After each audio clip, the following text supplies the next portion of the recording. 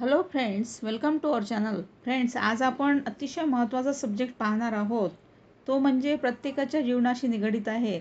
जसे की घटस्फोट कोर्टातूनच का घ्यावा याबद्दल आपण माहिती पाहणार आहोत. तर चला पाहूया. सर्वात प्रथम तर मी हेच सांगेन की घटस्फोट ही एक अतिशय दुःखाची बाब असते. कारण त्यामध्ये संपूर्ण संसार उद्ध्वस्त होत असतो, कोणाचं तरी नुकसान होत असते. त्याप्रमाणे मुलांची सुद्धा आबाळ होते.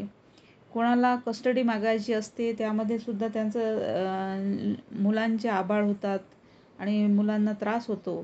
त्याचप्रमाणे अनेक जोडपे असे देखील असतात की जे एखाद्या स्टॅम्प पेपरवर अथवा नोटरीद्वारे घटस्फोट घेण्यास प्रिफरन्स देत असतात.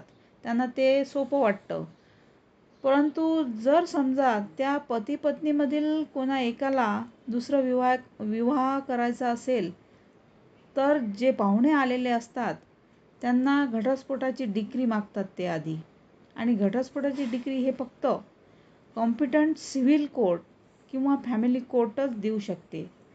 म्हणजेच नोटरी किंवा स्टॅम्प पेपरवर घटस्फोट घेतल्याने झालेला विवाह हा संपुष्टात येत नसल्याने घटस्फोट घेण्यासाठी कोर्टातच जाणे आवश्यक असते.